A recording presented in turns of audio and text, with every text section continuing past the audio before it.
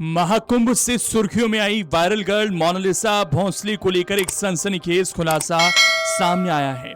कुछ दिन पहले तक अपने विवाह को लेकर चर्चा में रहने वाली मोनालिसा अब एक बड़े कानूनी विवाद में घिरती नजर आ रही हैं, जिसे अब तक एक साधारण प्रेम विवाह बताया जा रहा था। वो मामला अब कानूनन साजिश और गंभीर आरोपों के घेरे में आता दिख रहा है। वहीं अब जो आरोप लग रहे हैं उसके बाद मोनालिसा के पति फरमान खान को जेल भी हो सकती है। आखिर पूरा मामला क्या है, इसे विस्तार से समझने के लिए इस वीडियो को आखिर तक जरूर देखें। दरअसल जांच में चौंकाने वाला तथ्य सामने आया है कि मोनालिसा बालिग नहीं बल्कि नाबालिग है। यही बात इस पूरे मामले की सबसे अहम कड़ी बन गई है और फरमान खान के खिलाफ कानूनी कार्रवाई की वजह भी। राष्ट्रीय अनुसूचित जनजाति आयोग की जांच के बाद ये दावा किया गया है कि मोनालिसा की वास्तविक उम्र करीब 16 साल है। इस खुलासे के बाद मध्य प्रदेश के खरगोन जिले के महेश्वर थाने में फरमान खान के खिलाफ पॉक्सो एक्ट समेत कई गंभीर धाराओं में एफआईआर दर्ज कर ली गई है। पुलिस ने मामले की जांच शुरू कर दी है और गिरफ्तारी की कार्रवाई भी कभी भी हो सकती है। अब यह मामला केवल निजी रिश्ते तक सीमित नहीं रह गया है, बल्कि कानून के उल्लंघन और दस्तावेजी धोखाधड़ी का रूप ले चुका है। इस पूरे मामले की जांच उस वक्त शुरू हुई जब मोनालिसा की उम्र को लेकर सवाल उठे। आयोग के अध्यक्ष अंतर सिंह आर्य के निर्देश पर एक विशेष टीम का गठन किया गया, जिसने अलग अलग राज्यों में जाकर गहराई से जांच की। इस दौरान सरकारी दस्तावेजों की पड़ताल की गई, जो इस केस में सबसे अहम सबूत बनकर सामने आए।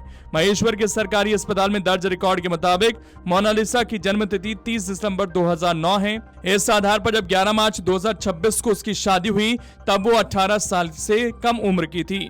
जांच में एक और बड़ा खुलासा ये हुआ है कि शादी के लिए इस्तेमाल किया गया जन्म प्रमाण पत्र संदिग्ध पाया गया। उसमें जन्म तिथि 1 जनवरी 2008 दर्ज की गई थी, जिससे उसे बालिग दिखाया गया। जांच टीम के अनुसार ये प्रमाण पत्र महेश्वर नगर परिषद से जारी हुआ था, लेकिन इसमें कई गंभीर अनियमितताएं सामने आई हैं। अब इस कथित फर्जी दस्तावेज को निरस्त करने की प्रक्रिया भी शुरू कर दी गई है। इस खुलासे से न केवल दस्तावेजों की सच्चाई पर सवाल खड़े हुए हैं, बल्कि पूरे विवाह की वैधता को भी कटघरे में ला दिया है। मामले को लेकर कुछ और गंभीर आरोप भी सामने आए हैं। शिकायत में कुछ राजनीतिक तत्वों और पीएफआई जैसे संगठनों की संभावित भूमिका पर संदेह जताया गया है। यह भी आरोप लगाया गया है कि यह विवाह किसी बड़ी साजिश का हिस्सा हो सकता है, जिसका उद्देश्य एक विशेष नैरेटिव को स्थापित करना था। हालांकि इन दावों की आधिकारिक पुष्टि अभी जांच पूरी होने के बाद ही हो पाएगी, लेकिन इन आरोपों ने मामले को और अधिक संवेदनशील बना दिया है। यदि इन कड़ियों की पुष्टि होती है तो मामला केवल व्यक्तिगत अपराध तक सीमित नहीं रहेगा, बल्कि संगठित साजिश का रूप भी ले सकता है।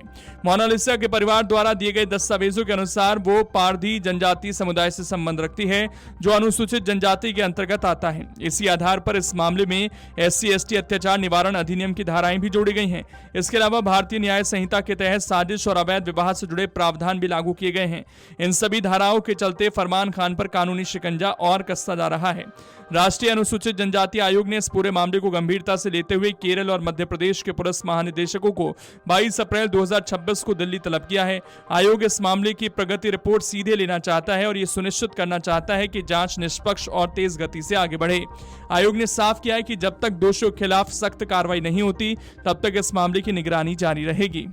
फिलहाल सबसे बड़ा सवाल यही है, क्या फरमान खान की गिरफ्तारी जल्द होगी और क्या इस केस में और भी बड़े खुलासे सामने आएंगे। एक नाबालिग लड़की से जुड़े इस संवेदनशील मामले ने देश भर का ध्यान अपनी ओर खींच लिया है और अब सबकी नजरें जांच एजेंसियों की अगली कार्रवाई पर टिकी हुई हैं।